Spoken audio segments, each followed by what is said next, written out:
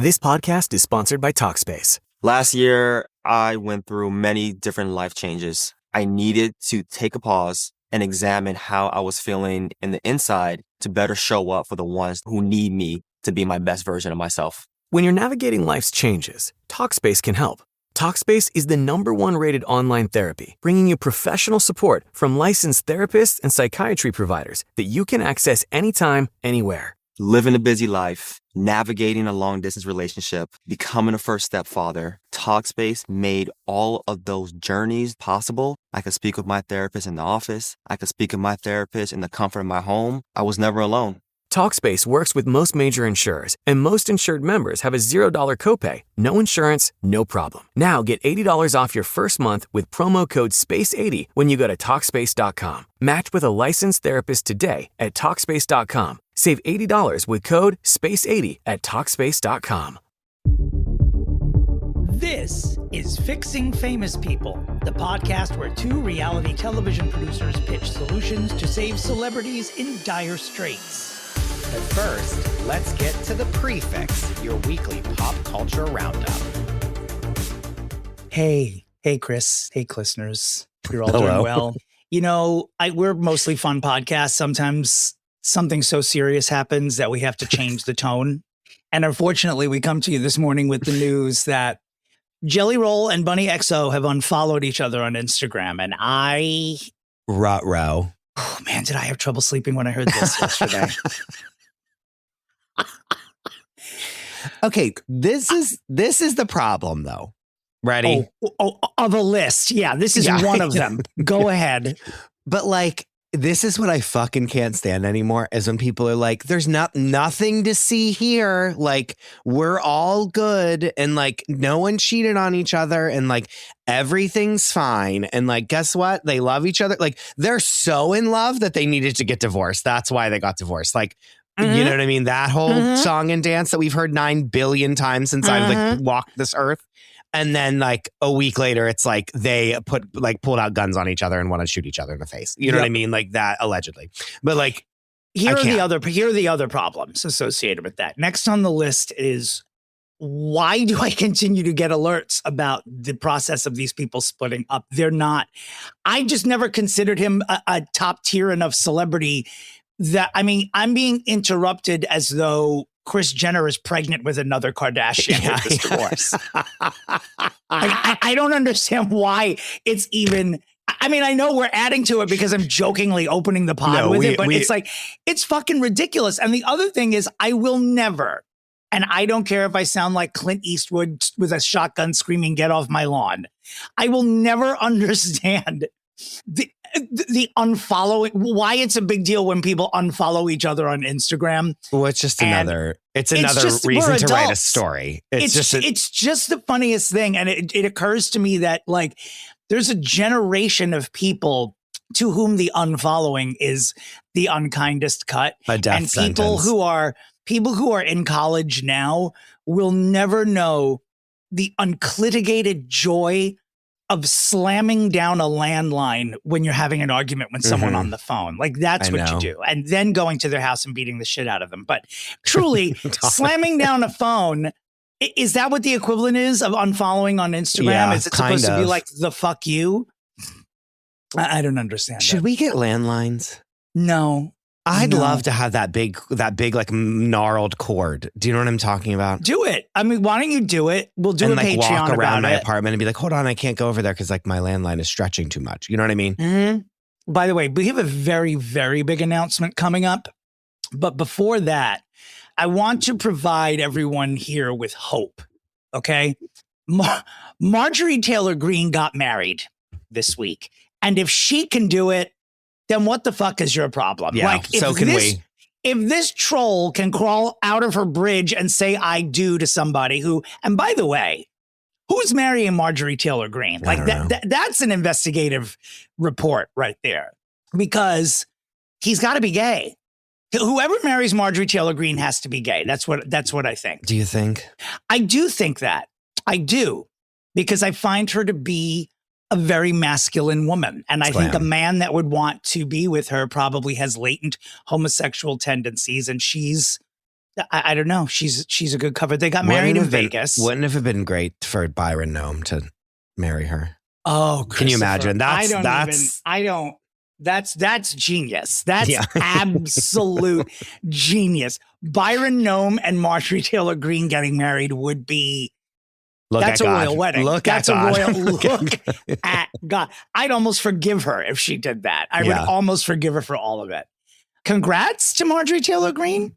I don't know. I saw a picture of her in her wedding dress sitting at a craps table, and I'm like, that's you. That's you. Here comes the bride. What's so funny too is it's like for so long she was like just like doing all the, conservative talking points of like everyone is, trans people are like the devil reincarnate, blah, blah, blah. It's like you're living in sin. Like you think she's not having premarital sex? Of course she was. What I mean? Like what's good? What's good? Anyway. MTG. All right, moving on. I don't want to talk about her anymore. We have a truly major announcement. While it is hard to top the Jelly Roll and Bunnie XO unfollowing, we're going to do our very fucking best.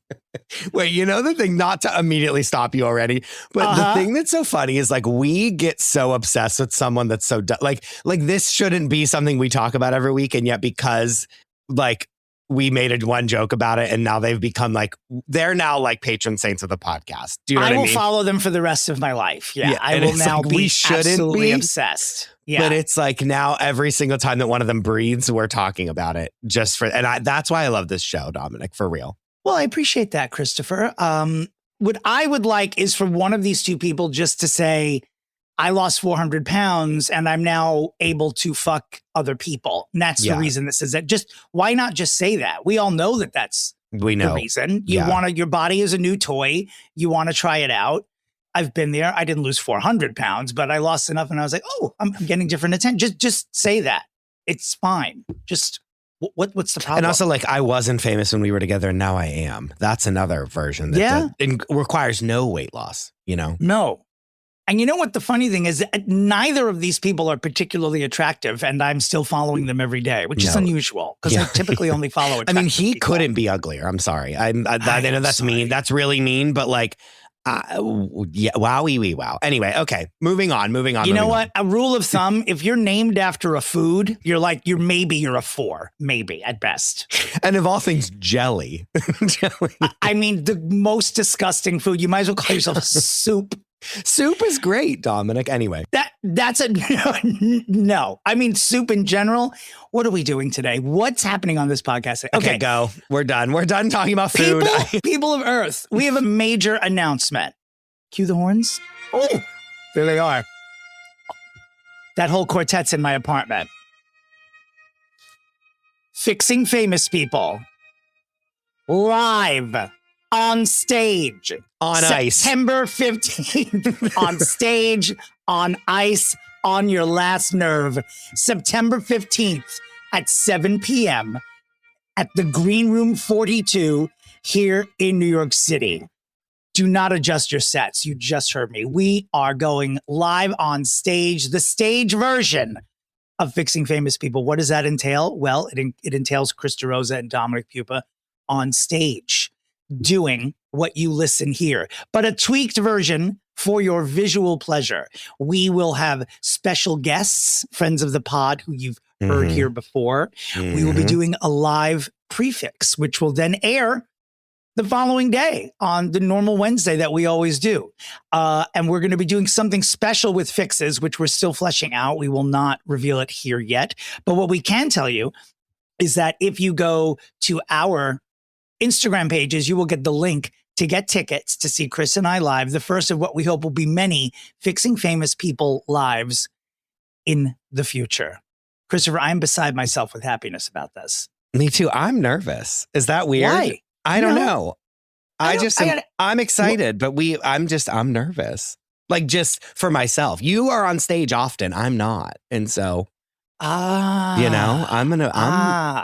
I'm shy.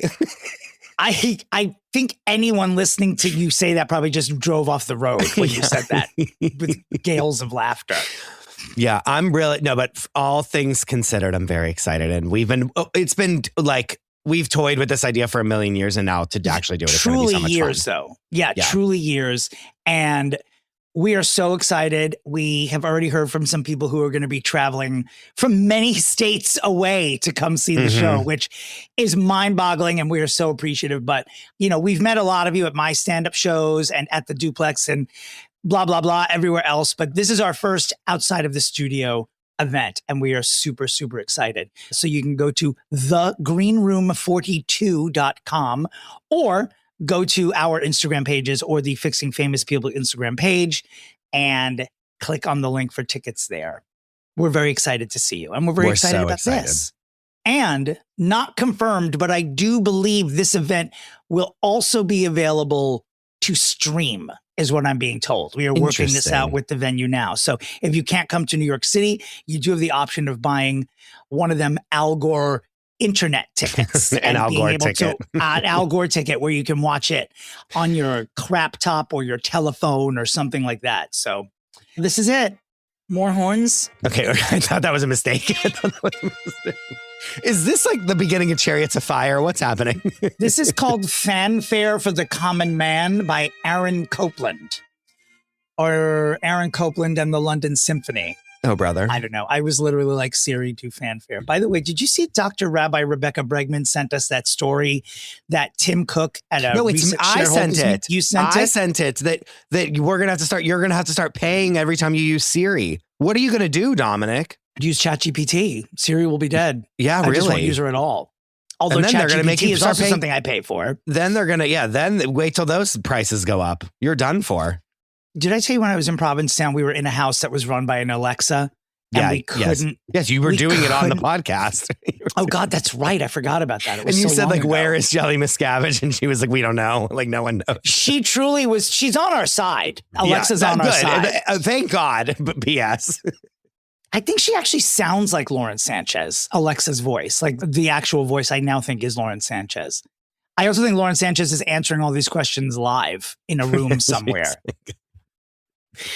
Before we get into the real news, I would like to let everyone know that Mattel has announced the first ever Barbie signature Whitney Houston doll. It is coming out next week on her birthday.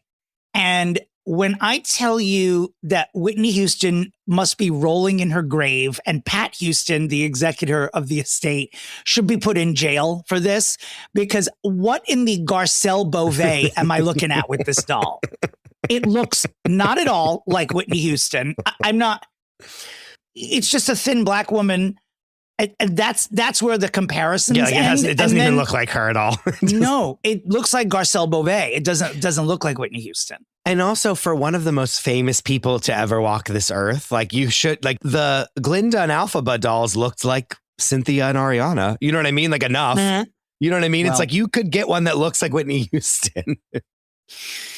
Speaking of Ariana, I don't know if you engineered that segue, but she is our first actual story 15 minutes into the podcast. So many things happened. The album, The Pedal, dropped this week. I don't yet have a review. I've only listened to a couple of songs so far. Yeah, I listened to some of it. The Pedal video. Here's what I like. Here's what I like about it is that I do like ethereal music, as we all know. And so it is like similar to the last album. Like it's a lot of it's very whimsical and beautiful. And I do enjoy that. And her voice lends itself. Yes, it's not Into You where she's doing a bridge that will cross the Atlantic. You know what I mean? LOL. But I do like that. You know what I mean? And I know it's not her belting and really showing off her voice, but I do enjoy the melodic. I will tell you that the few songs I listen to, and please save your torches, I haven't listened to the whole thing yet. The few songs I listened to, I felt like I was listening to an album where someone was like, oh, I haven't released an album in a while. Let's just put one out. Well, with what time? You know what I'm saying? Well, that's the thing. With what time? Well, hence what we're going to get to. Go ahead. So she looks really thin in the video. That's not a judgment call. She's always been thin. I mean, sometimes when people are thin, I don't know where you draw the line with when you start worrying, but she's always been pretty thin. She looked, I guess, thinner than normal in the video, and fans started, doing what they do and going online and saying she's anorexic and all this other shit. And then moments later, she announced that when her tour is done, which is on September 1st, that she's going to be taking an extended break from public life. In addition to that, And the most heartbreaking of this entire thing, I mean, obviously we want Ariana Grande to be as healthy as possible, but truly heartbroken that she has backed out of starring as Dot in Sunday in the Park with George on the West End. Truly devastated. Also happy I hadn't already bought plane tickets, but they kept pushing the ticket sales date. And I'm wondering now if this was a part of it, because at her most recent concert, after the story broke, she come out and she quote unquote clarified just that this was not an impulsive decision, that this was something that had been planned for a while. And I say clarified because she didn't really clarify why it was happening. She just said she just wanted to take a break and that she was okay. And we're glad that she's okay. But I'm sad most about Sunday in the Park. It is George, sad. But she deserves a break. Yeah. Self-care. Correct. And for once, people are like, hey, like, this looks really bad. Like, we're nervous. And she's like, and someone, a celebrity is like, you know what? You're right. And like, is like, I'm actually out of here. Like, let me go chill. That for once versus it being like, oh, you're worried about me? Here's 17 new albums and a new movie and a new this. You know what I mean? Because think about it. Because guess what? She already was filming in between Wicked for 9 million years, then 2 albums. And this tour, she also filmed, what was it, like not Meet the Fockers, but the new Fockers movie she's in. Yes, she was like so there's good things in that it haven't too. even come out yet that she did in this last couple years, and I'm sure she's like been run into the ground. She also was in like a very highly publicized marriage-ending relationship, and then that went away. A press tour for 2 years for no reason at all. Then now she's back with her. Maybe she just wants to spend time with Ricky Alvarez. If I'm dating Ricky Alvarez, I'm quitting my job and staying home and serving him at all times. Yeah, we know. Yeah, we know. It's definitely the tea. But isn't it funny? I was chatting with Wolf Klitzer when we were out the other night about this, where like Ariana Grande decides to step back, and the support that she's been getting online is really wonderful. Even the stuff about people thinking she's too thin. I know that people can be mean, but by and large, people have been like mostly concerned. Yeah, like we're about worried. Her. Like, please, yeah. Yeah. It really does depend on who the celebrity is. Like that gauges how mean someone's going to be, because it's like people go after Kelly Osbourne for this 1 billion times harder than they would ever go after Ariana Grande. And with malice. With absolute malice. Yeah, and but also deserved.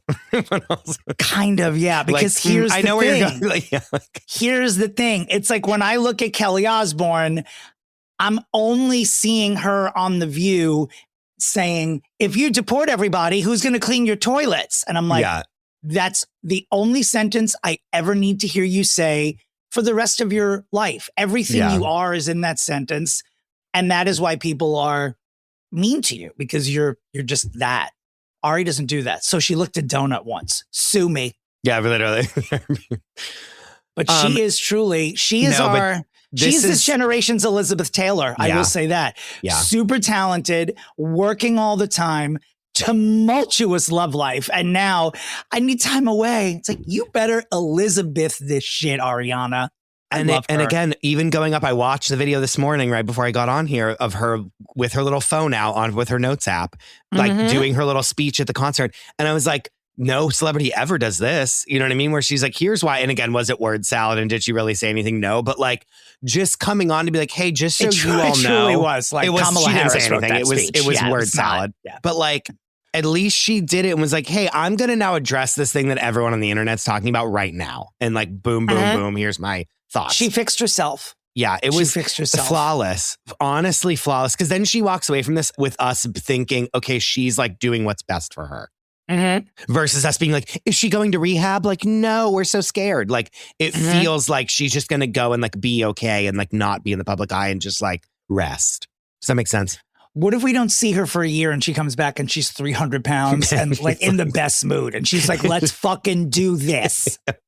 She could never. It could never happen. She's too small. Well, I'm only predicting it because that did happen to Liz Taylor at one point. She blew up. So I do think. I mean, God bless. You know. Yeah. Who cares? With a voice really that sad great, about you know? I'm telling you, she was so perfect for Sunday in the Park. I know. I'm truly sad Dominic, about you that. never know. What if she leaves for 2 months and then she's like, you know what? I feel good. Let's do it. Maybe. You know. Jonathan Bailey must be heartbroken. Or someone like another really good like Broadway person goes and does it at the beginning, and then like halfway through she then comes and does it. That could be good. Like when it's time to get a new resurgence of like we need like a boost. Sure. She's like she comes and does it like in a year. Or maybe Beanie Feldstein just kicks it off. And she's so horrific in it that Ariana comes out of a semi-retirement. She's like, stop the didn't presses. that happen before? Let me save Broadway. Yeah. Oh, God, that's terrible. By the way, while we're still on Ariana, a quick note about Ethan SpongeBob Slater. Despite rumors to the contrary, he is not getting back together with his ex-wife, Lily J. There were rumors, like they were seen together. I mean, they have a kid, so they were seen together, probably parenting their child, but they are not getting back together. You know what the sad thing is? I bet his ex-wife really would love to get back with him, but there's just no, I bet it's not. Your dignity, you can't. I bet he is like begging her, and I bet she's like, like I could never look at myself in the mirror again if I got with you. You know what I mean? She's probably like, no, like, sorry, bye. Like, no, you fucked this up so bad. Oh, SpongeBob, what have you done to your life? What have you done to yourself? I think he in drag should do the role of Dot in Sunday in the Park just to keep it going. Christopher, I say this without hyperbole. Tom Holland is the world's biggest movie star. Yeah. He is in The Odyssey. He is also in a small film called Spider-Man Brand New Day, which had the biggest opening of all time this past weekend, $160 million. Oh, yes. Wow. Oh, yes. Congrats to Tom Holland. Excuse me, $168 million on its domestic opening day. $3.2 billion for the whole weekend. Now, I don't know the actual number for the weekend, but it was the biggest opening weekend of all time. And that $168 million was just from Friday. So congratulations, Tom Holland. That's a 1-2 punch, Spider-Man and The Odyssey. He is it. He is a movie star. I think he was before, but like he's married to a beloved bankable star and just still somehow like under the radar. I still don't know a lot or enough about this gentleman. And he's not I like it that way. He's not annoying. Like he's not in the press every day. When he's in the press, it's like, cause he's like the cutest thing that's ever happened in the world. And Zendaya loves him. Do you know what I mean? Cute. It's cause when we see him like call her Marie and we like all want to bang him. That's when he's in the press, not cause he's like being annoying. Like every other person. He's a good celebrity. I feel like he listens to this podcast and patterns his entire career after it. Sure.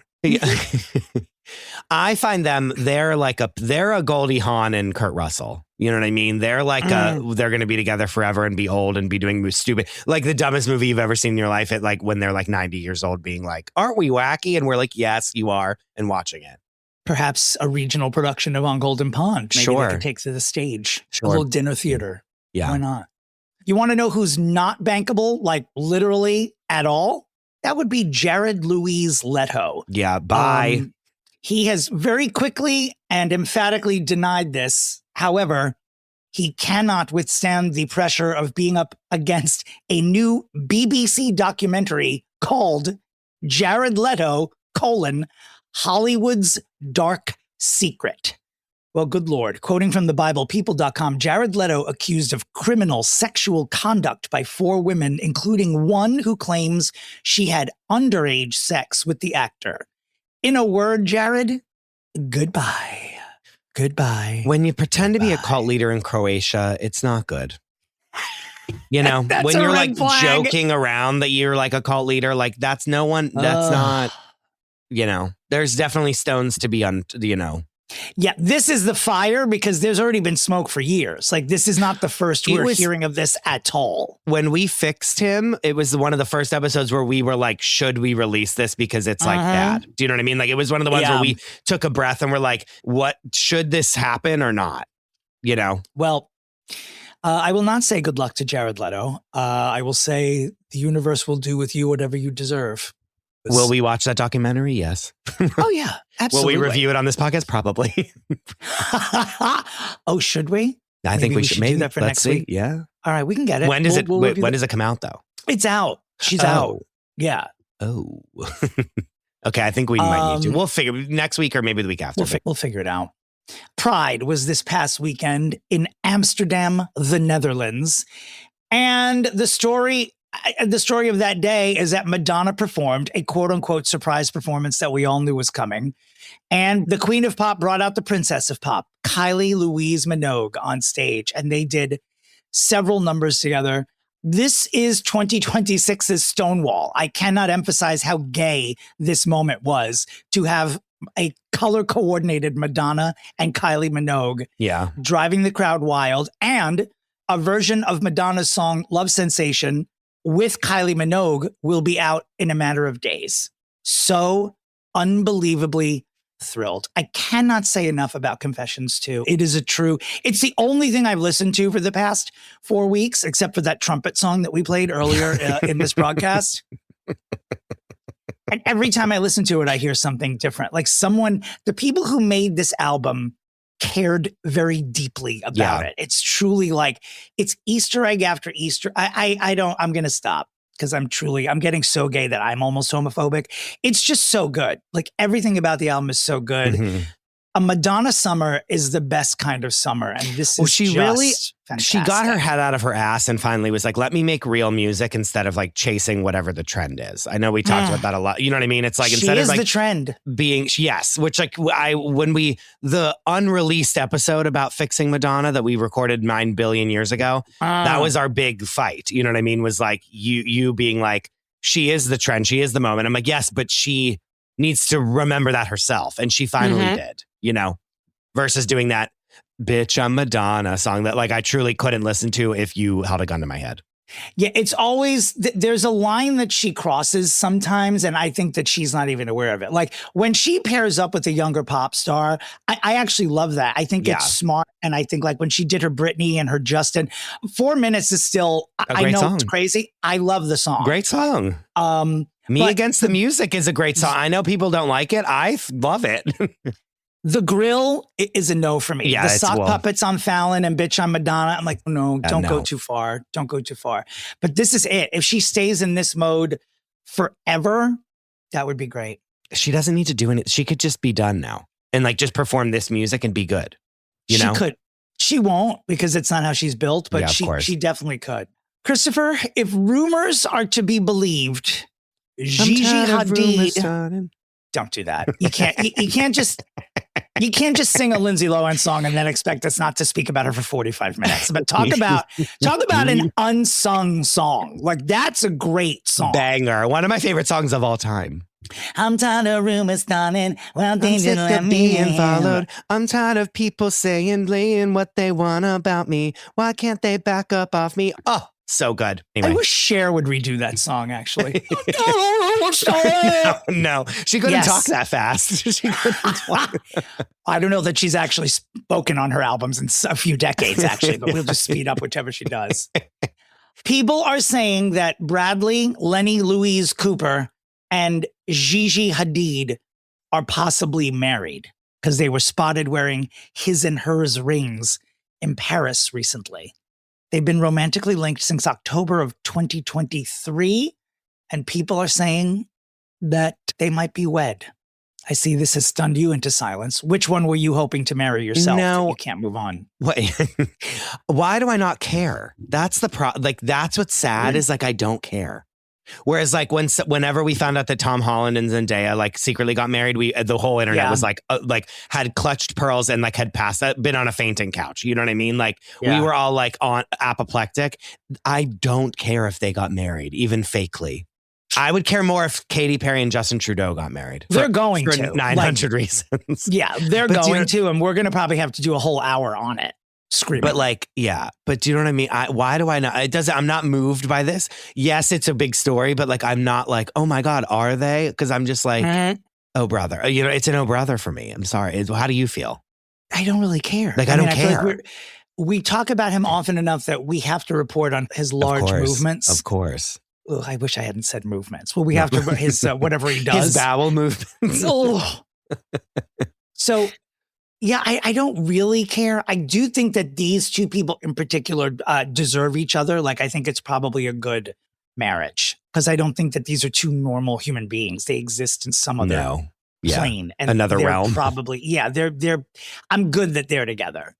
Yeah, and we all know it's a beard, it's a lavender marriage, at least one-sided lavender marriage. And like, we're all like, okay, I don't know why. Unlike you, I have not slept with Bradley Cooper. So I cannot come here and accuse someone of being a homosexual. Dominic, you can. Dominic, you can. Barry Manilow himself. We haven't really heard much of him. Maybe they did get married. I know, but I don't know. Ugh. I'm upset. Moving right along, BTS, the supergroup, has announced they will not be submitting any music for Grammy consideration anymore because, and I don't know how to feel about this. The group announced, this is from the New York Times, by the way. So, the group announced it would not submit its most recent album for consideration a month after the Recording Academy introduced a new category for Asian pop. So they were like, no one wants to be kept separate. They released the statement you think they would release, but the Grammys responded with, this is a good thing. Like, we're trying to introduce more people to more music in the world. When you submit your music, you don't have to just submit it to the Asian categories. You're still eligible for album of the year, song of the year, pop album, like all of this stuff. It's almost as if BTS thought they would only be able to compete in the Asian categories and we're like, fuck this, we're not doing it. Well, the critique of it is that it's not K-pop, it's Asian pop, which is like, they're like, oh, because of our race, you're now segregating us to another situation, which is like, I do agree with. That's fucked up. Of course, and it's the same thing with like, but again, it could be best K-pop song, which is a genre of music. And then they're naming it as like, this race of person has that. Do you get what I'm saying? Like, it's like, and the other argument is that they're always saying like they do this. They always put black artists in like R&B classes when they're not R&B music. It's pop music.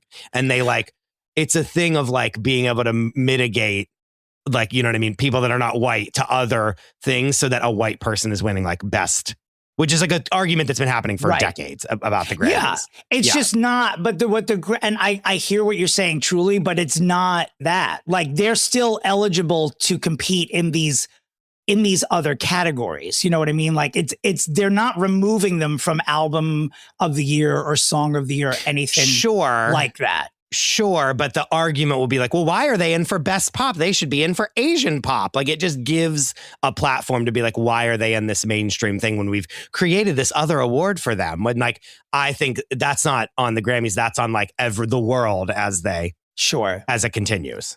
Yeah, it doesn't feel the way like, I really do feel like the Grammys were being like, they were trying to promote other forms of music as well as they could.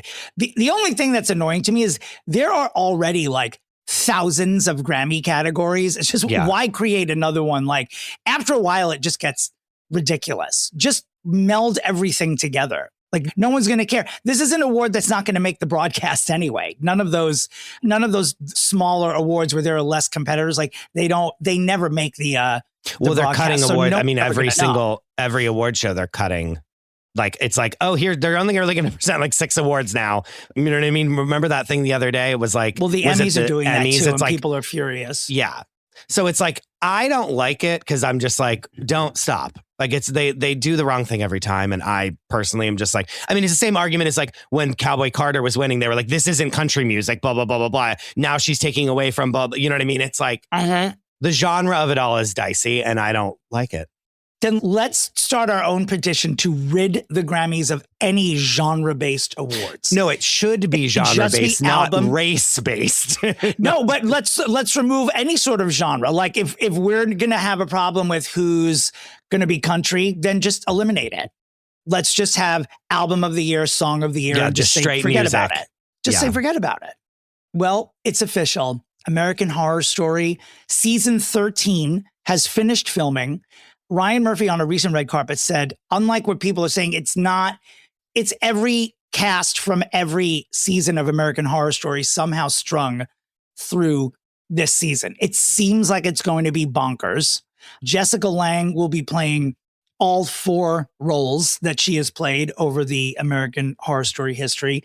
Sarah Paulson, will be playing 6. He couldn't even remember how many roles Sarah Paulson's playing. So he said Sarah Paulson's playing 6 or 7 roles. That part annoyed me a little bit. Every word you've said so far has annoyed me about that. It sounds bonkers. But actually bonkers to me connotates goodness. It sounds chaotic. It sounds a little bit chaotic. We're jumping the shark for him, who is someone who jumped the shark in every show. This is like a show about jumping the shark is what I'm hearing. Well, speaking of jumping the shark, in the same interview, someone asked him if he would ever bring back Glee. And that possibility does exist. He said, quote, people would like to see a new incarnation of Glee in some capacity. So it's being bandied about. You know what's sad? He's never made a show bigger than Glee. Like he has 9 billion shows every year. He's never had anything that's come back for that many seasons since. Well, if you can count American Horror Story. Like that's the longest thing he's done. Sure, but it's not. It's always a different story. Mm-hmm. Which conspiracy theory, I don't think that it was supposed to be that. And I think that because the first season ended and they were like, well, where do we go from here? And they didn't know. And I think that they then turned it into an anthology. It was never, season 1, it was never billed at all as an anthology. And I was a viewer. Yeah. So what, you think it was just supposed to be a standalone like miniseries? And then just like a show, like there was going to be a season 2. Like, you know what I mean? Where with the same family? Correct. Huh. That's my belief. Because I remember watching it religiously as like when it first came out. And it was like, there was never like this is going to be you know what I mean? There's going to be a new story every year. It's like when season 2 came out is when they were like, it's going to be a new season story every year. It's going to be this. I think it was supposed to be just like a regular show. And I think they were like, well, where do we go from here at the end of this first season? And then they turned it into an anthology. And that's my conspiracy theory. Is MySpace coming back, Christopher? I hope so. Dominic, I hope so. I loved MySpace with a passion when it was out. It was truly much more addicting than Instagram ever was. We never got MySpace in an app form. Am I right about that? I think correct. And if it was an app, it wasn't one that we liked. Like it was like a iPhone 3 when you first had an iPhone app, maybe. Right. But like, I don't even think it was that. And by then we were all onto Facebook, you know? Well, the guys who own it have said, we're on the comeback trail. I'm down. So we'll see how it goes. I'm down. I'm so down. I'm only nervous about having enough time in the day to do all these apps. Well, that's the thing is like, remember when you would like, we were coding, like we would put like code into it and then like you would have a background. Remember all that stuff? Did you ever do that? No. I was not interested in that part of it. I wasn't I just wanted to stalk exes. Because it was basically your like website before you had a website. And we would like, I had a code, like we would put like HTML coding into our bios. And that would create it would have different backgrounds and it would be like all different things. And you could add all this shit. And like, you know, the millennials really did it up. And I would love to do it again. We would spend hours just like creating our MySpace. I just remember fights about what was the category? It was like your top 8. Mm-hmm. Oh my God, the amount of arguments that would happen. Oh yeah, very incendiary. I put on my Instagram story the other day, like if I have to, like people's feelings will be hurt when I have to make a top 8 again or something like that. Yeah, I won't participate in that this time around. It was too many fights happened. Well, the Clueless series is back on. We'd heard that it had gone away, but now it appears that the sequel, which will be starring Alicia Silverstone, has been ordered as a limited series by Paramount Plus. I'm down. I don't know what the storyline's going to be. I mean, I don't know if she's going to have kids. I haven't dived into it, but I'm happy. I like Alicia Silverstone. I don't know where she went. I know she's around. She does shit once in a while, but Clueless is a great brand. It's just a great, I'm surprised by how many young, like truly young people know the movie and know lines from it. Like it has truly stood the test of time. I don't know how I feel. That means you don't feel great. I can tell you, I'm no psychologist, but you know, you don't. What are you worried about them besmirching the property? Here's my thing. Have any of these we catch up with them in 20 years? Have any of them worked well? Like, have we really watched any of them and been like, this has been amazing? Like, I don't think so. No, I'm trying to think because we did it with 90210. We did it with Will and Grace. I'm trying to think of other ones. Like, I mean, Brittany Murphy not being around is the only sad thing. That's upsetting for me. Yeah. Stacey Dash can't possibly be a part of this, right? I mean, she I would cannot. hope not. She's so reviled at this point. So it really does just leave. Is it like Alicia and Paul Rudd as the returning cast? And they're like married and then they have a big house. I don't know. Right. I don't know. But do you know what I'm saying? Like, it's like, what is her character as a mom? I don't care about that. Because the whole point was it being like, she's a young girl and she is, you know what I mean? I don't know. We keep doing these reboots of things and we always report on it and we get excited and all this stuff. But then like, what are we, I don't even watch any of them in real life. You know? I do watch them, but I'll watch them for like one episode, be disappointed and then not. Like I did with Will and Grace. It's like, when do we learn the lesson that no one really cares? Well, they want to break that curse. Maybe Alicia Silverstone will break that curse. Okay. We'll see. Speaking of reboots, Barbie 2 is also on the way. Deals are being put in place. The original cast returning. They are asking for a very large amount of money, from what I understand. I mean, I think it's a couple of years away from us ever seeing it, but it is happening. I almost think they've waited too long to get it together. They should be shooting it like right now. They should have been. Next year. Yeah. They should have been like 2 years ago. They should have really been like putting it in, starting it. Yeah. I'm not sure how interested I am in that. Me either. We did it with the first one. Yeah, and it was really fantastic. And it was like a fantasy world. It's almost like doing a sequel to The Wizard of Oz. It's like how much okay. How much Ozzy how much Ozzy are we gonna what get? Else can here? we do? Like, what else can we do here? Yeah. Yeah.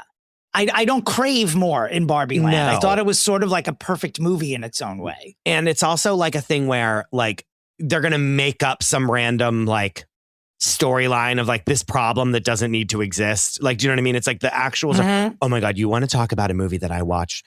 We wanted to put something on just like as we were both on our computers and like I had like shit to do, but I was like, let's like watch a movie, but one that's like easy to watch and like not be like ripe with plot. We put on Mortal Kombat 2, the one that just came on HBO Max. Why? Dominic, when I tell you it was the worst movie I think I've ever seen in my entire life. Wow. It had no plot. It was so bad. It was so like didn't it have the plot of the game it's based on or no? Yes, but it just was like, what is this now? Like, what's happening? It was giving a little bit of like Avatar Fire and Ash, where like they're like halfway through the movie, they're like, let's just do like the same thing that we did in the first one again. Like it was wild how bad it was. Not that I had much faith in it being good. I'll take your word for it because I'm never going to watch it. Oh, brother. But that's what I'm saying. Like they always like make up some plot that doesn't need to exist for these second ones and it's not good. Here's a plot twist that's very good. International hero Leah Louise Remini was granted a victory this week. Scientology leader David Miscavige has been dealt a major blow in the Leah Remini lawsuit. In a ruling, it has cleared the way for Leah Remini to seek discovery from Miscavige and his close aides, something that Scientology attorneys have fought hard to prevent in the past. So other shoes are going to be dropping is basically the point here. Hell yeah. We're still not any closer to finding out where Shelley, Nancy Guthrie, or Mitch McConnell are. However, this is very good news for anyone whose life has been ruined by Scientology. God, David Miscavige just looks like a villain. He just truly, I don't see photos of him very often, but I'm looking at one of him now and he looks like a cult leader. I mean, he truly does. He's from Central Casting. It's pretty crazy. Yeah. Leah Remini, good luck. He kind of looks like Tom Cruise, doesn't he? I always think that they look kind of alike. Like a little bit. I don't know. I mean, they both have that very, shall we say, Caucasian jaw. They have that same sort of like cult leadery hypnotic. Not Caucasian jaw. You know what I mean. The whitest of white. Speaking of white people, Macaulay Culkin, if rumors are to be believed, will be appearing in a new Home Alone movie. This is exact same thing.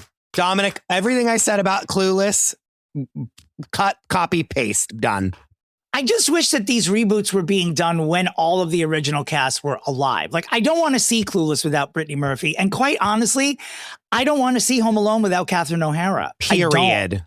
I don't want the storyline to be, Kevin's mourning his mother and blah. Like, I don't want that. I don't want it. And here's the other thing is it's like, I'm getting choked up even thinking about it. Like, what are they going to just like dedicate the movie to her? Just don't do it. And then what's going to happen? He's going to leave his child behind just like he was left behind multiple times by his parents. Like, give me a break. Or a grown man is going to be, quote unquote, left behind in Home Alone when he's like 40 something years old. Like, that makes no sense. Is Joe Pesci, who's like 85 years old, like, going to try to rob his house in a motorized scooter is going to try to like come and like vandalize the house. Beat like Macaulay Culkin with his walker? Yeah. For real. What will it be? Yeah. I'm trying to think of something that I would want to be rebooted, like where I wouldn't react negatively to it. And right now, the only thing that comes to mind is Moonstruck with Cher and Nicolas Cage. No, I want to see what happened to this relationship. Dominic, you would be furious if they tried to reboot it. Not if the whole cast came back. Of course not. I know, but it wouldn't be as. What if we should do Moonstruck as a review? I don't know how I would react to you giving any of your negative critiques to it. I don't have any. I love it. It's one of my favorite movies. Okay, then I would consider it. I can't hear anything bad about that movie. I think it's a perfect film. I already know you're going to savage my favorite film of all time next week on this podcast, and I have to like gird myself for it. You think so? Probably. Yeah, probably. We'll see. We will see. Britney's tit popped out on Instagram the other day, and she still posted the video, but blurred her tit. She was on a horse. Love it. That's the whole story. It's not even worth it. It's not even worth a Britney watch. It's just like, we're good. Yeah, she's still here. We're good. Brit's tit popped out on Insta. Again, let that be what's happening, not, something worse. But while we're talking about Britney Spears, how dare Lynn Spears, Dominic, go on the socials and launch what appears to be some sort of lifestyle brand or something? She's like Meghan Markling herself. I don't know what she's doing, but she's talking about her life and her friends and how happy she is and content and sharing her laugh with other people. How dare you, Dominic? How dare you? Take care of your family. I texted the group chat and said she is fucking lucky that she disabled the comments on this, because when I tell you I was going to I would be imprisoned for just threats of what I was going to write on that post. How dare you? You're not aspirational at all. At all. How dare you? Or inspirational. Yes. How dare you? Go take care of your one-legged freak husband. Get out of here. Wait. Shoot. Oh my God. Dominic, someone that will go unnamed has interacted with him before and said he is the darkest, scariest person that they've ever come in contact with. I believe it. Like darkest. Yeah. No, Lynn has some fucking balls, is what she has. Was this before or after the leg? Well, was this? Did this person interact with him before or after? Okay, I was going to say, because losing a leg might make you a little. I could understand being a little annoyed by that. Northwest was supposed to go on a music tour. She's 13, by the way. She was supposed to go on a tour. Why? And that's the first problem. Well, she canceled it just days before the first show. No reason was given. How about she's 13? She's like, she shouldn't be going 13. on tour. Yeah, she's like, I don't want to do this anymore. And Kim's like, okay, yeah. She's going to be an absolute nightmare. And I can tell you, fault of her own.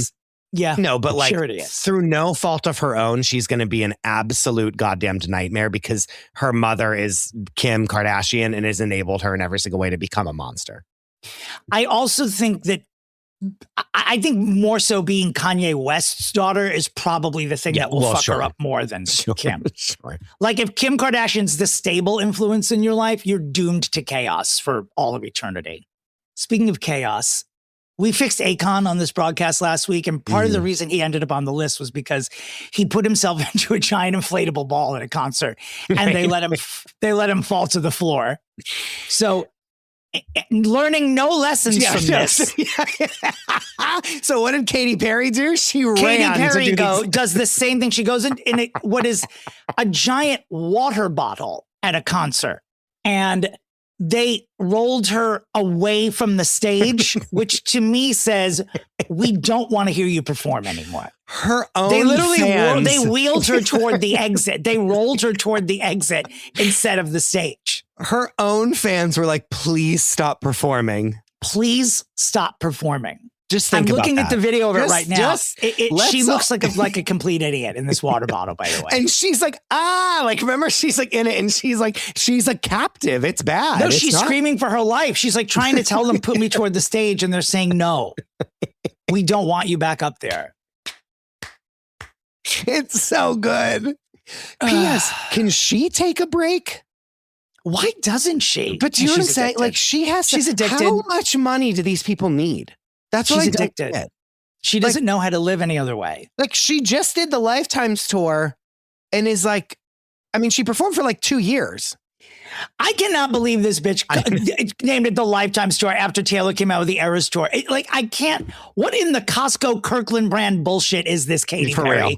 For the real. Lifetime Tour. Get out.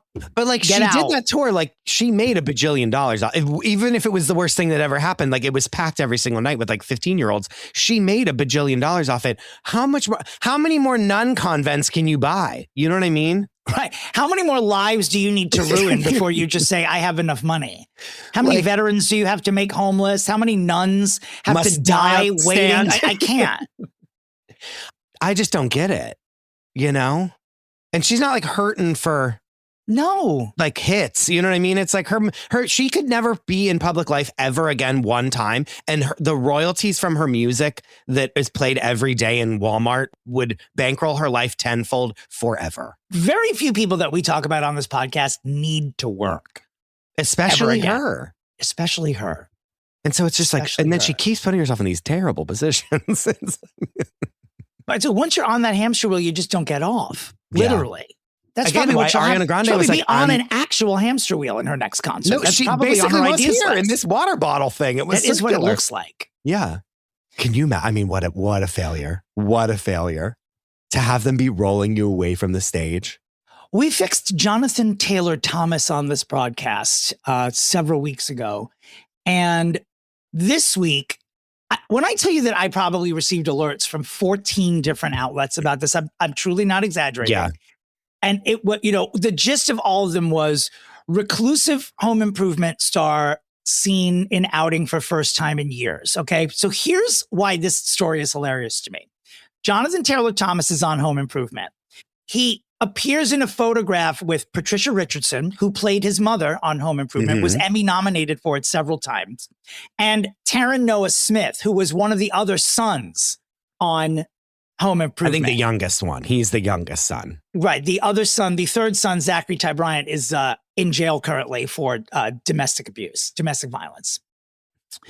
Deserved. So the thing that kills me is that these three people who no one's heard from these three people in years, but all anyone wants to talk about is Jonathan Taylor Thomas, proving my point that we only care about hot people. Like Yeah. if I'm Patricia Richardson or Taron Noah Smith, I'm going, hi, we're also in this photo. We were I've also also on not this been show for photographed 10 years. publicly in like 10 years. Yeah, it's like these three people who have been out of the public eye, but the headlines are only about Jonathan Taylor Thomas. Yeah. I kid you not, like in paragraph 4 of these articles, it's like, oh, he's also appearing with the woman who played his mom and one of the guys who played his brother.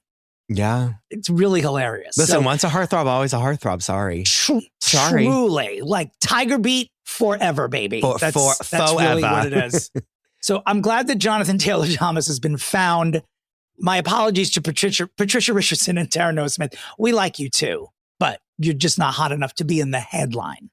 Mhm. Oprah Winfrey is ending her South African Girls Academy to reach more young women with scholarships. I think she just got tired of running a school. Well, nothing I say about this is going to be nice. So, Scandal plagued, I might add. yeah, Like, I was going to say there was throughout its- lots of drama. There were lots. It's there was also lots of funny. drama.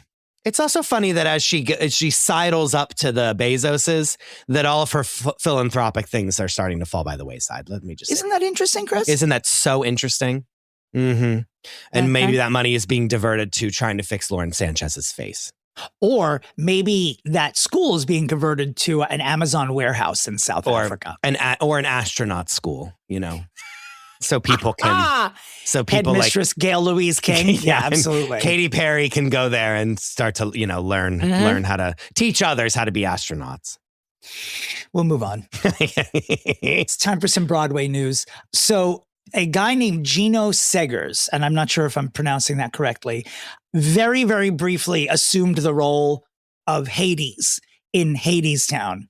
And the internet went absolutely batshit because a very, even minor internet search of this guy's socials reveals a lot of anti-trans rhetoric. And everyone was like, why the fuck would you put someone like this in a lead role on Broadway? And I think he got to do like 1.5 performances before they said goodbye. Good for you. It should follow you everywhere. That's why I don't have a job outside of this podcast, because people go on my socials and they say absolutely not. It's deserved. Yes, Chris? Also, although I'm not anti-trans. A quick Google. A very quick Google. Yeah. You get the social number, look at the socials. Look at the socials. I mean, how many shows have like, it's like if someone looked just for 5 minutes on someone's social media, they would discover something, and not even always like a bad thing, but just like something that would have been very, like there's something that I worked on not that super long ago where it was like, oh, this thing that we like found out in the show, like we would have known if we would have just taken 5 minutes to look at their Instagram.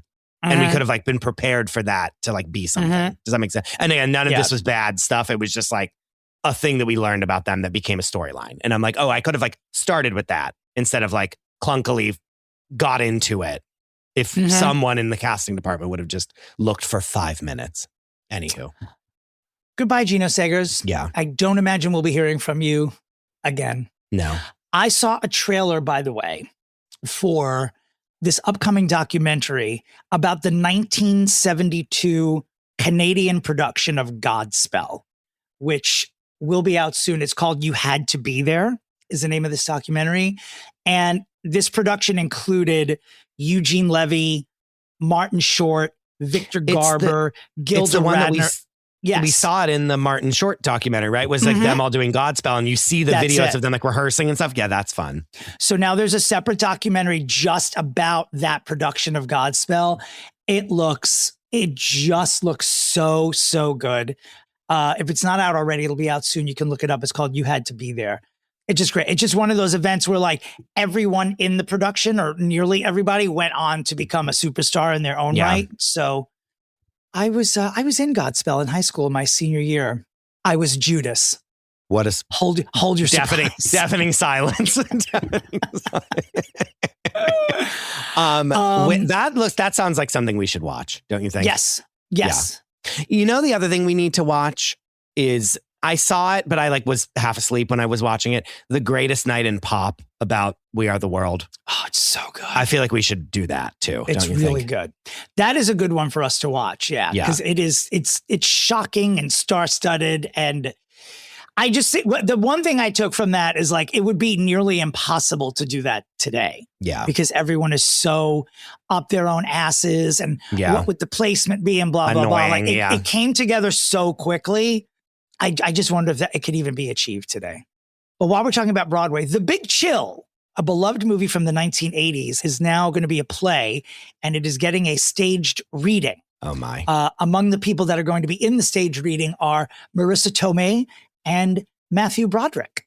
It is truly, I haven't seen it in some time. I remember liking the movie a lot. It is truly, for lack of a better word, the boomerist, maybe the most boomery things you would ever see. It's very from that POV. It's very much like my parents' POV. So I don't know if they're aging it up or whatever they're going to do, but did Beaches teach us nothing? The movie is great. The movie is great. Did Beaches teach us nothing? I don't know. I don't know either, Dominic. Well, at least this isn't a musical, so there's less to fuck up. That's true. I don't know. Mahershala Ali, the dashing Mahershala Where's Ali, he I been? might add. For real? You mean 2-time Academy Award winner Mahershala Ali? Yeah. I don't know where he's been, but where I think he's been is waiting for Marvel to give the green light for him to play Marvel superhero Blade, which has been long rumored.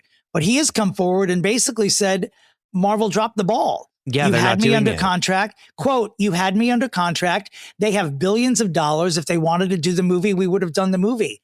I feel ready to move on from the Blade questions. Those questions about Blade are for Marvel, not me. Slam. Mahershala Ali done with Marvel. Well, and he even don't make me wait. I have 2 Oscars. Don't put me on the back burner. In I'm some Mahershala movie, Ali. in one of the movies, he's like a cliffhanger thing, and it's his voice saying like, time to do this or whatever. Like, and it was like his voice, and that was like the announcement that he was going to be Blade. To tease Blade. Yeah. Well, not happening. Every Marvel superhero that's ever been drawn is appearing in these next two Avengers movies, but I guess Blade is not one of them. I don't like, this is the thing, I don't like when they do that, and then it's like, we see that they like were planning to do something, and then they change it. That's not good. That makes me, I don't like to peek behind the curtain in that way. It makes me feel like rudderless, you know? Mm-hmm. Tori Spelling has very abruptly left her Beverly Hills 90210 rewatch podcast that she has been hosting for several years with Jenny Garth. They've been hosting it for 6 years. And on a different podcast, Tori announced that she wouldn't be returning. And on that 90210 podcast, a day later, Jenny Garth confirmed Tori wouldn't be returning. It doesn't seem like there's any bad blood. It just seems like it was a personal decision. I don't know that we need to be concerned about her, but Jenny Garth, I feel like in the tone in her voice was like, 90210 is all we have. Why are you doing this? Yeah. So she's going to have other people join her on the podcast. That's a good run. Yes. No. Yeah. One, yes. And two, like, how many years do you need to rewatch the show? Wasn't on for that long. I don't know. It was on for 9 years, I think. Yeah. So I don't know if they're doing an episode a week or however they do it, but I don't know what Tori Spelling will do to fill the time. I do understand she has many children, but and chickens and whatever. Doesn't she live on a farm? I mean, if she's giving up a paycheck, I'm concerned. An eyebrow is raised. What's going on? Please don't let there be bad blood between her and Jenny Garth. We need the two of them to stay. And in wake of Shannon Doherty's death, they need to always remain friends. What are they getting in a fight about? Do you know what I mean? It's like, I don't know. Maybe Gabrielle Carteris had one of them in her top 8 and not the other one, and someone's mad. Who knows? Not a top 8. Who knows? So Cindy Crawford and Richard Gere were married when you were born for a short time. Sure. They were a super couple for sure. Of course. And recently on a red carpet, Cindy Crawford's daughter and Richard Gere's son were seen arm in arm, just posing. They're obviously friends. And it's truly like, it makes you sit down and fan yourself because it's like, A, we're all getting old. B, no child has ever looked as much like their parent as Kaya Gerber. No one's ever looked more like their own fucking mother than Cindy Crawford's daughter. It's unbelievable. Do I want these two? These are grown people now. They're not minors. Do I want them to have sex and release it on video? I do. Yeah. So that's the request. Do you watch the show Wonder Man? No.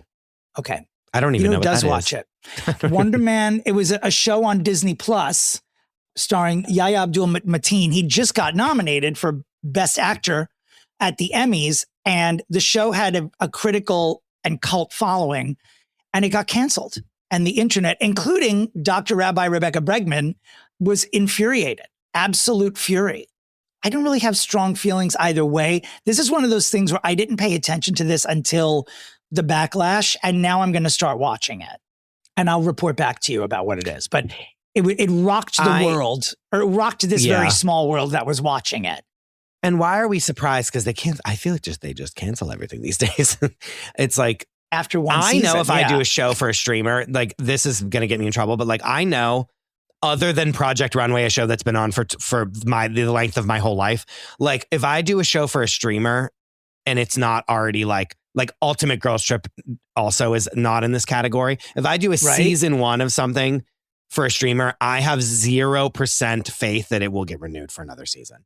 The same thing happened to The Burrows on Netflix, which I have not watched, but a lot of my friends watched and loved it, like absolutely loved it. And it got such great press, and then it got yanked after the first season recently as well. Yeah, because no one's getting anything. Give it a chance to grow. But they can't. If it's not Squid Game, it's like they're like, why is this here? You know what I mean? And then they just get rid of it. This is why I just keep watching things I've already seen before. This is why I just I need something familiar, and they don't give us a chance to do it. This is why I love soap operas. A couple of weeks ago, it's like a steady force in my life, The Bold and the Beautiful. Sure. I mean, that's what people like Housewives. They're like, I've been watching Kyle Richards for 17 million years, and I'm going to keep, I know this is coming back. Someone wrote some article that was like, Netflix's audience is like not loyal enough, blah, blah, blah. And like, they're like not watching like third seasons of shows. So Netflix like doesn't want to do it anymore. And when I tell you the comments were like crucifying Netflix at the stake, being like, it takes 4 years for you to make a second season. We don't remember what happened on the show. And like, we have moved on 17 times since then. And so that's why no one watches these second seasons, because you do it 3 years later and we don't care anymore. Well, and then when they do come back, they're also not as they don't even come close to the original. Like, correct. I didn't watch season 3 of Squid Game, but I understand that it was unbearable. One of the worst endings of anything I've ever seen in my life. Like Lost level bad of like, you tied 0 things up by doing like not any of the storylines or themes of this show permeate through the end of the show at all. Like Lost and Game of Thrones level as like worst endings of a show ever. Today, after these vital messages, we're going to be recapping / reviewing the 1996 opus 101 Dalmatians starring Dame Glenn Close and the more recent COVID era Cruella starring Emma Thompson and Emma Stone.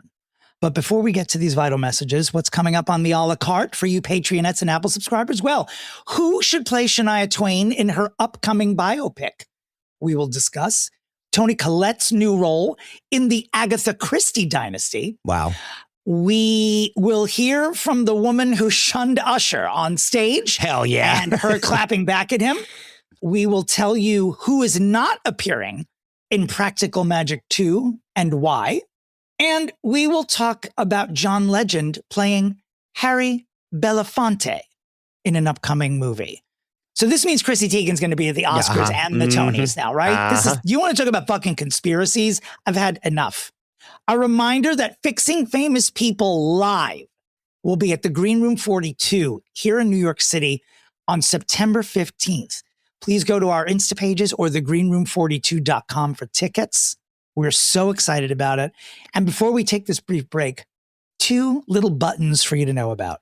Deidre Hall celebrating 50 years on Days of Our Lives as Dr. Marlena Evans. Wow. Wow.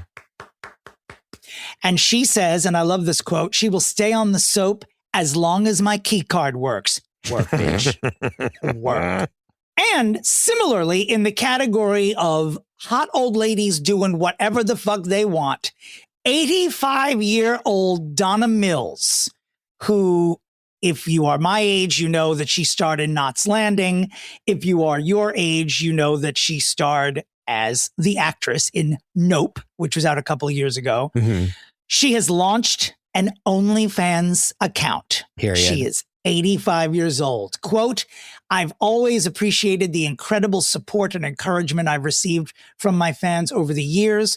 Social media has been a wonderful way to stay connected, and I'm excited to join OnlyFans so I can have a more personal and direct connection. Here are my tits. No, the last line was mine, but I don't think any of that's going to be on there, but it's a great 85-year-old opening an OnlyFans account is a headline. That's a headline. It's a headline that dreams are made of. Truly dreams. We love you, Donna Mills, and your smoky eyes. Good luck with it. We will be subscribing and probably writing filthy things in the request box, but you can ignore those. It's just for comedic purposes. She's like, let me get these little piggies out there to the people and make that money. I mean, talk about someone who isn't like, you're 85 years old. And that's the thing. Most people just bake banana bread, not Donna Mills. Nope. This is what I look like in lingerie. I bet she won't even do that, but we'll see. No, she's gonna be like, hey everyone. It's gonna be like an Instagram live. That's what. Hi, I'm Donna. It is gonna be like an Instagram live. Which is she'll post 3. She'll post 3 times and then give it up. Is probably what's gonna happen. Sure. But I'll look at all 3 things though.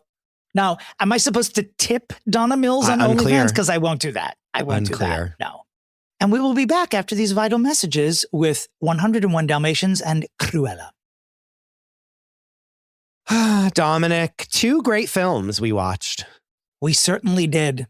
101, I can't even remember, and I know it was recently. I don't know if we were talking about Glenn or Cruella, but I like the way that it just came up and we just decided to watch both because I'm glad that we did. It's really the main reason I'm glad that we started doing recaps because it's giving me an excuse to rewatch things that have always been on my rewatch list that I just won't. And we have Yeah. a couple of other movies down the pike that were the same. I don't understand why Glenn Close, I'm just going to open this right now. Not just why hasn't she won an Oscar, but why hasn't she been the Democratic nominee for president is really my question. Like, this is someone who can do no Anything. wrong. Yeah. Like, no wrong to me.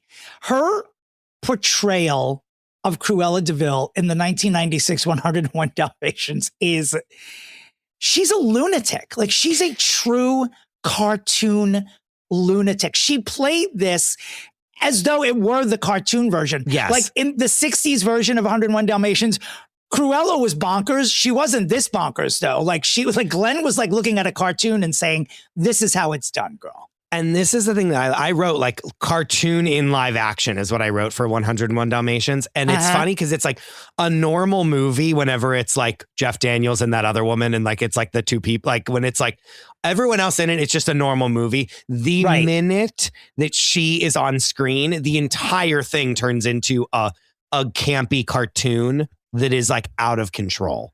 And like, yes, it's so good. Because she's out of her mind. Her costumes are insane. And everyone else's costumes are normal. That's the thing that I love about it is like, because even in Cruella, like they kind of all live in this world of like fantasy. Whereas like just Glenn Close is living in this fantasy world and everyone else is living in the real world. Does that make sense?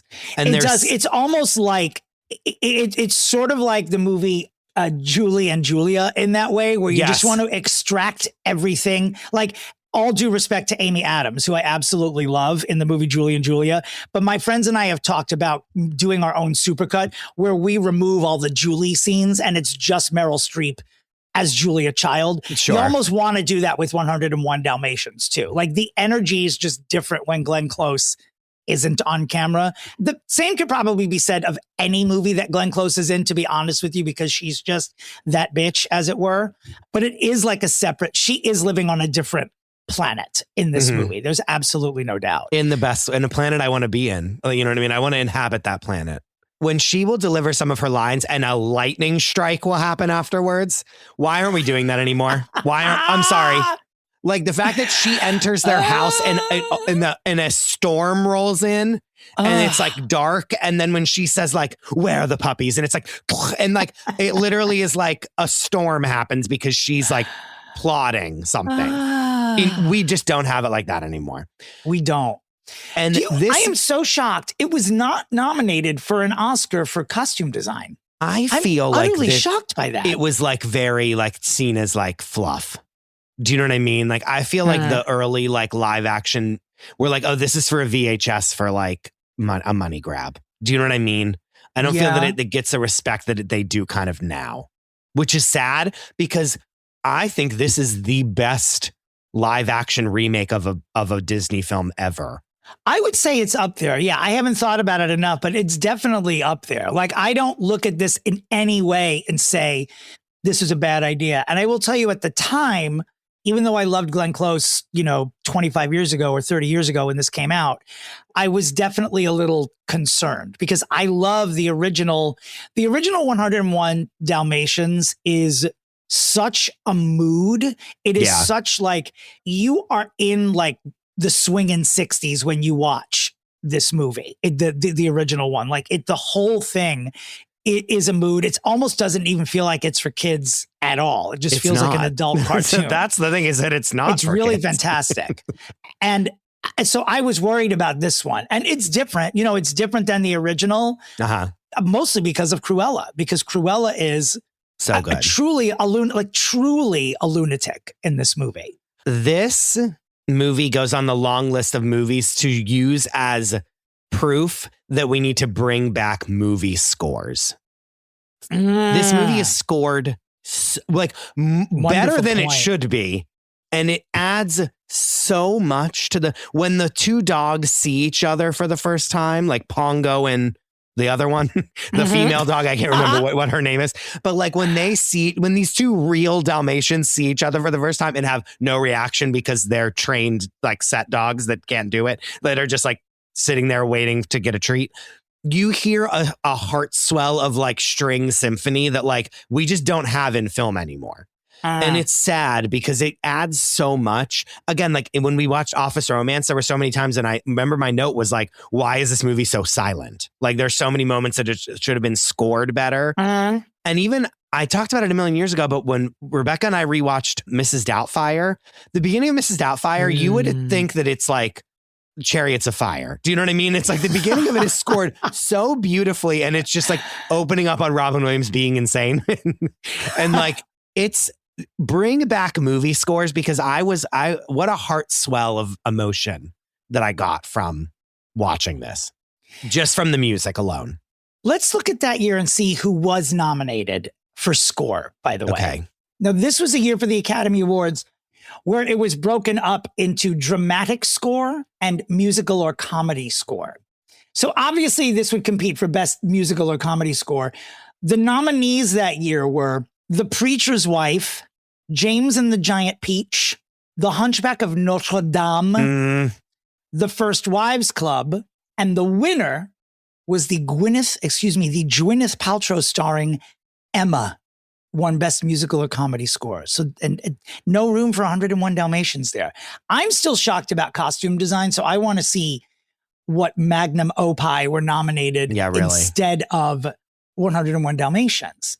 Best costume design that year, the nominees were Emma, Hamlet, which I believe that's the Hamlet that also starred Glenn Close. I'll have to look that up. I want to say yes, right? The Portrait of a Lady. Oh, brother. Angels and Insects. And then the winner for best costume design over 101 Dalmatians, The English Patient. Come on. Oh, brother. Come on. See, but that's the thing is like, I feel that at the time they were like, we're so serious. And this is such like they're poo-pooing like the Disney, you know what I mean? They see this as a joke. I do. And I feel like this movie I think that it has been more appreciated as time has gone on because so many live action remakes are piss poor. And I also think the subversiveness of this movie, I'm agreeing with you. Like the subversiveness in this movie sort of like went over everyone's head, but it stood the test of time for me. Like we said, it's almost 30 years old, this movie, which is insane to me because it feels like it came out yesterday. And it's worth a watch. I mean, it's still a thumbs up. Like if this movie is on TV, you should watch it. Yeah. In every way. A young, hot Hugh Laurie is in this movie. And the maid, like their nanny is Dame Joan Plowright. That's right. Which I wrote OG, triple OG is what I wrote. That's right. Rest her soul. Her. Rest her soul. We love Joan Plowright. My only other note is 7,500 pounds for 15 purebred Dalmatians. And I just wrote inflation. You would pay that for one Dalmatian these days.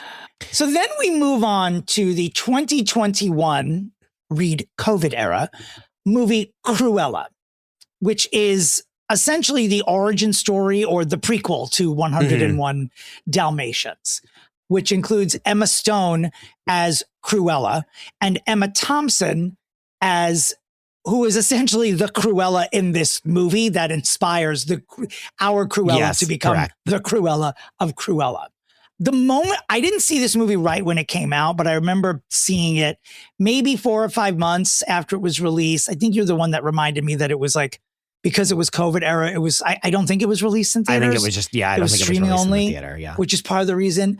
I think that this is such a great, bitchy, gay movie that I don't understand why it's not more in the pantheon. You know what I mean? Like this, I think this is a good movie. It's not perfect, but it's good enough that it needs to be in the conversation with like House of Gucci and Showgirls and all these other movies that are just cunty, for lack of a better word. I know, but it's way better than that. It's not badly acted or anything like that. Do you know what I mean?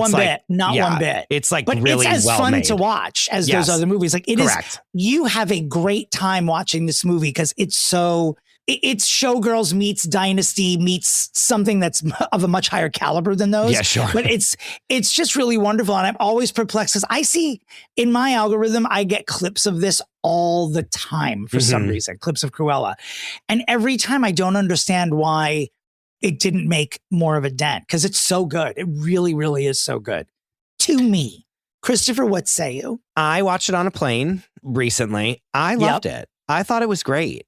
And when you go back and rewatch like 101 Dalmatians, you are like, oh, here's all the inspiration that they pulled from that, which I love. I loved watching them in succession and being like, oh, wow, this is a really good, like, you know, like it really is like they really did like do it justice. My biggest critique is that they really tried to like Marie Antoinette this and make it be like old school London, but then like it's like steampunk kind of. And they tried to do some like music stuff where they like tried to be like, here's this like alt new version of this song that's like playing. And I was like, you don't need this part of it. Like, you know what I mean? There was a little like sort of, they were straddling many different moods and it does change. Like the movie does.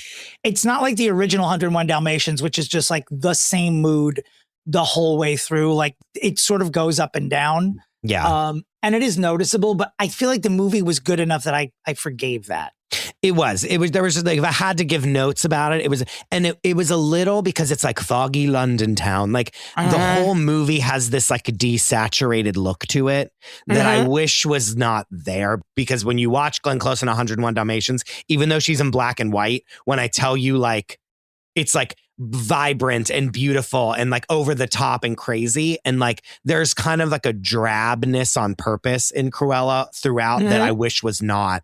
I wish there was more, it was more vivid color, because I found that. But I know that the whole point of it was that it's this like steampunky, like view of the thing, but it's like fashion and it's supposed to be like big and loud and in your face. And I wish there was a little bit more Devil Wears Prada oomph in that department. Other than that, they both did incredible. Everyone in it was really good. There was like a few little tweaks, but again, like that's me like really grasping for straws because it was a really good movie.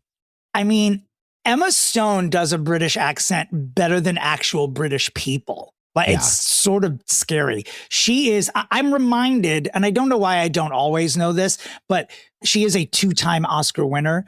She's just so good. She's she's like a scary good actress. Yes, she's a great actor. Like she does very nuanced things with every muscle in her face that just, they blow your mind. She's really so good. Emma Thompson is, of course, a legend. I don't know if she's a dame yet, but it's probably right around the corner and she deserves it. No, she deserves the damehood.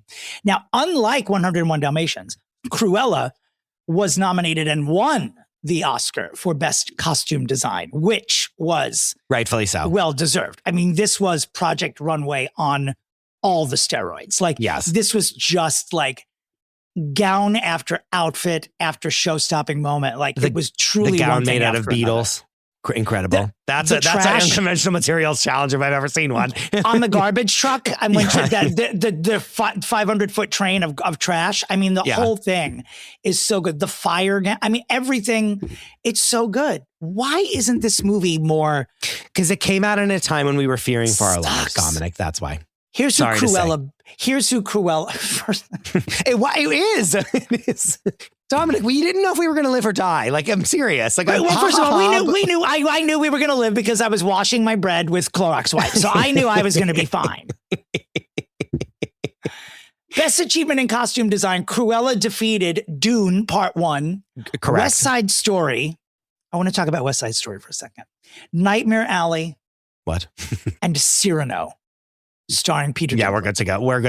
We're good. West Side Story is another one which fell into the same curse because is it a remake? Yes. Is it superior to the original? No, but it exists on the same plane. It's so good. We were watching clips of it at Show Tune Mondays at Wave Bar in Provincetown a few weeks ago. And my friend Chris, another Chris, and I were like, why is this not like more popular? Why is it relegated to just Show Tune night at a gay bar? It's really good. It's really, really good. And I think it fell under the COVID curse as well. Like everyone in that movie should have become a huge star from it. And some of them are. Like some of them are. I'm being reminded that, remember, also Ansel Elgort, the guy that plays the main character, he was then. Yes. There were accusations that arose. There were accusations. So I think that was also part of it, I believe. Now, were those allegations, did they happen before or after the movie came out? Because we certainly haven't heard from him again. I think during the press tour, we were ramping up, I think that was when things were surfacing. Which, like, I think they then were like, oh, fuck. And then they was like, Rachel Ziegler's here. And they like really like, not that she didn't deserve it, but they really pushed her out there to like really do it all by herself. It was the year before. I am reminded from my computer, a social media user posted on Twitter that Elgort sexually assaulted her in New York in 2014 when she was 17 and he was 20. Yeah, that's he really denied the allegation of sexual assault, saying it was simply not what happened. He stated but then they he had a went brief- away. And then he went away. No, where's he been since then? No, he was like, I haven't bye. seen Yep. him since. For once, they were not like, I'm innocent and I'm going to do it again. You know what I mean? Like, it's like yeah. Anywho, back to 101 Dalmatians. Here's one thing, one more note for 101 Dalmatians. Bring back physical comedy. Sure. Bring back physical comedy. When Glenn Close is attacked by an entire army of animals and she is tar and feathered like thrice, like over and over and over again, gets like kicked by a horse into a vat of like molasses. Then all this hay falls on her. Then she's electrocuted. Then birds attack her and she falls into a moat. Then this happens. And then a horse like rears up and then it hits a board and she's catapulted into the air and It's so like good. falls into a tar pit. And then the police come and they're like, ma'am, you're being arrested. And she gets up and wipes her eyes and says, did something happen? It's like, I mean, what else do you want? I'm sorry. What else could you need? And if you're going to do that, make sure you have Glenn Close doing it, because she might be Yes. 100 years old, but she's still going to knock it out of the park every fucking time. There's a 15-minute sequence of her just like getting the shit beat out of her by animals, and it's incredible. She's just wonderful. She is a true national treasure. Yeah. By the way, before we give our very enthusiastic thumbs up to both of these movies, West Side Story was Ansel Elgort's last film. Yeah. I just looked it He's up, out like, of there. I would have forgotten about this had you not brought him up. I'm still giving a thumbs up to West Side Story, by the way. But the only thing he's done since then is this HBO Max series called Tokyo Vice. Have you heard of this? He appeared in 18 I remember when it was. episodes I of it. remember when it was happening, but it wasn't. It didn't move the needle, sadly. And that was it. So I don't know. You don't want to say it's an admission of guilt, but good Lord, release a statement. Do I something, think he Ansel. was like, no, but it's better than him being getting trashed in the. You know what I mean? He's not Jared Leto right now because he was like, let me shut the fuck up and get the fuck out of here. Jared Leto. Goodbye, Jared Leto. Joie de vivre. Adios. So Okay, Cruella and 101 Dalmatians. Yes, it's a yes. It's a from huge both of yes. us. Put on 101 Dalmatians while you're cleaning your house. I'm serious. That score will move you. I'm just going to listen to the score when we're done recording here. You should. I'm just going to put that on. Yeah. Listeners, we love you. Another reminder, Fixing Famous People Live, September 15th at the Green Room here in New York City. Go to thegreenroom42.com for tickets. This Friday on Fixing Famous People, we're fixing Caroline Rhea with Mary Payne. That was a fun episode. Mm-hmm. She's always a fun guest. Our girl. That's right. All right. We love you. You know where to find us on Instagram, and you can find the Patreon at patreon.com/fixingfamouspeople. Any Goodbye. final words, Chris? Where Two is final Shelley? words? Where's Thank you. Shelley? Where's Shelley? Where's Nancy? Where's Mitch? Can we just one? Where's Mitch One- McConnell? No. We Can want one of these these people.